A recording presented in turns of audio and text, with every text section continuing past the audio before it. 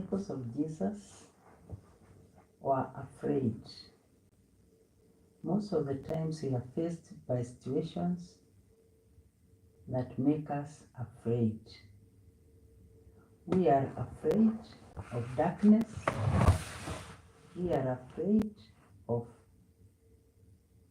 so many things that are facing us because our world is full of issues that threaten us. So when these disciples of Jesus got into the boat with Jesus, Jesus fell asleep. I think he was tired of preaching, tired of the ministry where he had been the whole day. So when he entered the boat, he fell asleep immediately. And then there came a great storm. And the disciples looked and saw like the boat they were in was going to sink. And they screamed out to Jesus. And they said, "Lord, save us. We are perishing. Lord, save us. We are perishing." That was their cry. And Jesus woke up and rebuked the wind. He rebuked the storm and it stopped. And then he had also to rebuke them for having little faith. We are supposed to have faith in God. It is not easy. Having faith is not a one-day affair. And it is not for weak hearts. We need God's grace to have faith. Trusting. Because we are told faith is the substance of what we cannot see. Believing even when we do not see. Believing even when we do not even see the outcome. And we don't even know what the outcome shall be. That is what is called faith. And that believing is not easy. It is not for faint hearts. You really have to have a tough heart and a tough mind. But this one comes with time. It is not easy to have faith. Because the disciples knew Jesus was in the boat. But they got so scared. And they thought, how can he sleep? And we are perishing. And remember, he's also in the boat, so they were going to perish together, according to them. But Jesus knew that there is no storm that can come against them when he's in the boat. It cannot overcome them. Storms will come, but they will not overcome us because we are children of God. And more so when we are calling upon his name. We should call upon the name of the Lord so that we do not sink, so that our boat of life does not sink. Jesus is in the boat. Just remember, you're not alone. God is with you. Jesus is with you. And he has promised not to leave us, not to abandon us. But what we should do is trust in him. Trust in his faithfulness.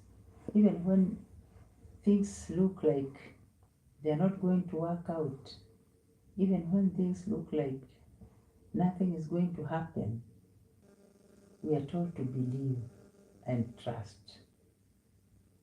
Because our God is a promise keeper. Our God does not lie. He's a covenant keeper. And whatever he has said will happen. But it will happen at his time. It will happen in his own way. And it will happen in his own fashion. So let us trust. Just like the disciples, let us call upon the name of the Lord and tell him, Lord, save us, we are perishing. Because the current world is perishing. There is too much sin, there is too much turning away from God, there is too much mockery of God, and there is too much unbelief. So let us cry out, Lord, save us, we are perishing. Because that is the truth, and that is what it is. We have been asked to follow Jesus, for he is the way, the truth, and the life. We have been asked also to meditate on his word, because his word is truth, it is life, and it is spirit. We continue believing and trusting, even in our darkest moments. Let us believe his light will shine. Even when we do not see the end to our problems, we believe he will be with us and he will save us, because he will not allow us perish. God cannot deny himself. He is faithful. Remember, you are created in his own image and likeness. How can he fail to help you when you cry out to him? Remember, he gave his only son to come and die for me and for you, to come and bring us salvation. So he has promised in his word that he will not deny anything good to those who call upon him. How will he deny you anything? And you have called upon his name. You have trusted, you have believed. So, our world today is full of evil. We are surrounded by so many storms, a lot of uncertainty. You don't know about tomorrow. We have degraded our environment such that floods are the order of the day when it rains, and when most of the times it doesn't rain, because we have destroyed trees. And I don't know what we expect our God to do. He gave us a beautiful environment, an environment that was befitting his children, but now we have turned that environment into desert because we have destroyed trees.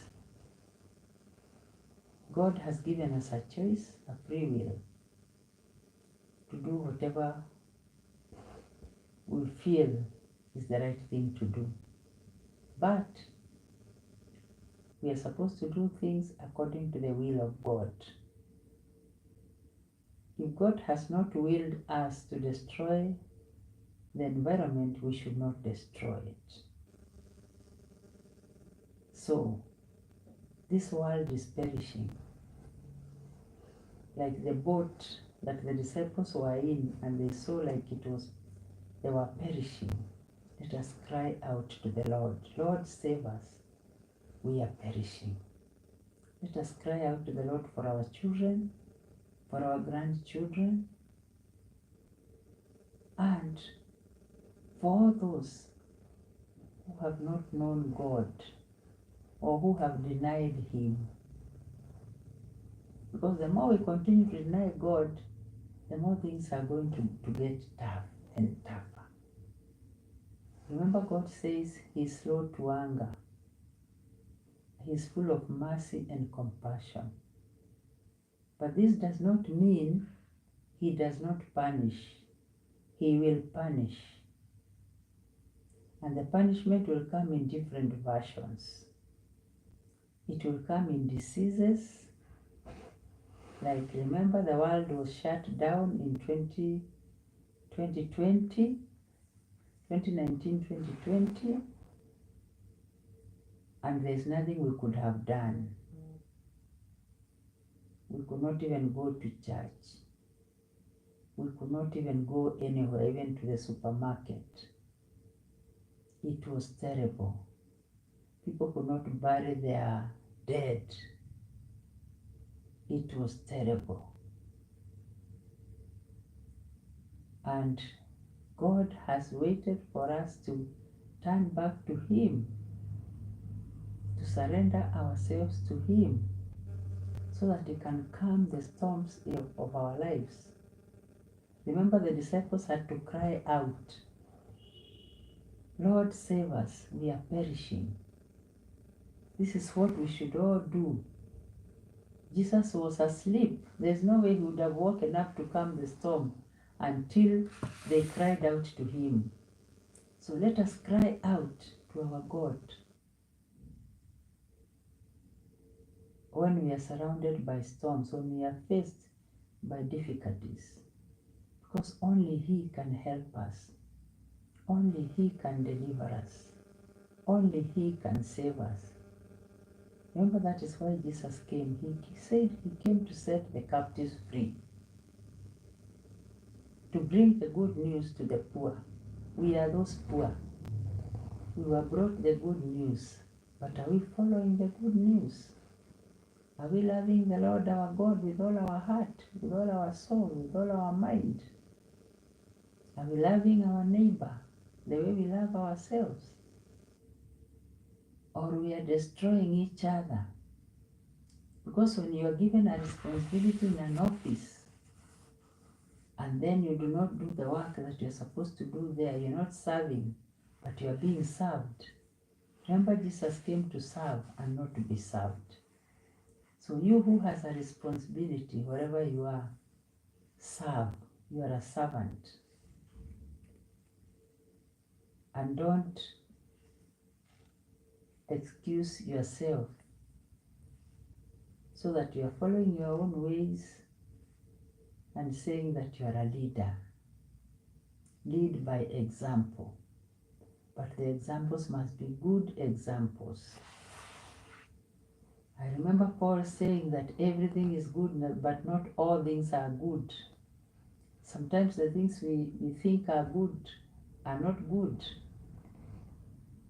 So let us strive and do our best to call upon Jesus, to tell Him, Lord, save us. We are perishing. There's so much injustice. There are so many sins following us everywhere. A lot of disobedience, killing of babies, abortions. That is the worst thing one can do, to kill another human being and not even care. Just like Mother Teresa used to ask, if one can kill their own baby, who else can they spare? Maybe that's why we are seeing so many murders today, because people have become murderers. You start by murdering an innocent kid in your womb. So who else can't you murder? We have seen people plotting to kill others. Wives plotting against their husbands. Husbands plotting against their wives. This is the spirit of Cain. Remember, Cain killed his brother Abel just because his sacrifice was pleasing to the Lord. Instead of making his also pleasing to the Lord, he decided to kill his brother out of jealousy. So this Cain spirit is already with us, and we need to pray against it. The spirit of murder, that God can take it away from our hearts, from our thoughts, from our neighboring places, from our families. There are so many murders. People have become heartless. Yeah? People have become stone-hearted. Because by the time you decide you're going to kill a person, then you have become not a human being anymore, but an animal. It's an animal that will kill you without thinking twice. So let us cry out to Jesus, Lord, save us. We are perishing. The storm is not only that one that was blowing the boat of the disciples. The storms around us today are too much. Joblessness, sicknesses, all those things that make us unhappy. Let us commit them to Jesus. Let us call him and tell him, Lord, save us, for we are perishing. If there are disagreements in your home, try and solve them through prayer. Prayer and fasting. And you'll be able to save the situation back home. Let us remember we need to obey God's commandments. And Jesus summarized the commandments to two. Love the Lord your God with all your heart, with all your soul, with all your mind. The second one, love your neighbor as yourself. So if you love your neighbor, you'll go out of your way to help your neighbor. If you love your neighbor, you'll do the best for them. You'll give them good treatment. Yeah? You'll greet them when you find them out there. You will assist them in whatever way you can. That is how to love neighbor as you love yourself. And then we continue looking at our lives without God are not lives. They are dull. They are dull. Because Jesus is the way, the truth, and the life. And he has said, those who follow me, because I am the light of the world, they will not walk in darkness. They will never stumble. Because I'm showing them the light. My light is shining in their lives. He has said, I am the bread of life, and whoever comes to me will never hunger, and whoever believes in me will never thirst. I am the bread of life. So there is no other bread except Jesus. Let us continue praying and calling out upon him whenever we are faced by a storm. Storms will come into our lives for as long as we are in this world. But remember to call out to Jesus, Lord, we are perishing. Lord, save us. Because on our own, we can do nothing. Only he can save us. Only he can deliver us from whatever situation we are in. So we continue trusting and believing in God that he will save us from all our storms. The storms that are raging around you, take them to Jesus. Take them to Jesus.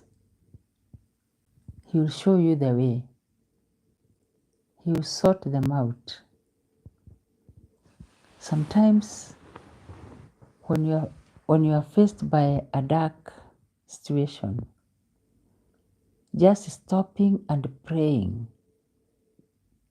God comes and illuminates your heart, and you see a solution which you had not seen before. So this is why it is important to pray. It is important to call on the name of the Lord so that you can be saved. And it is important to cry out to Jesus like the disciples did. Lord, help us. We are perishing. We are told he hears the cry of our hearts when we cry out to him faithfully. Yes, that is true. When we cry out to him faithfully, he hears our prayers. So it is faith that will take you to Jesus. And you know, Jesus said, no one can go to the Father except through him. So when we go to him, he'll show us the Father. Let us continue trusting him in our storms. Let us continue believing in him so that he can calm our storms when they arise, and make sure that we are free of the storms. Whatever storm you are facing, call upon the name of the Lord and you shall be healed. Because God is no man that he can lie. Thank you. And please subscribe to this channel so that we can be able to bring you more videos for the glory of God. Amen. Thank you.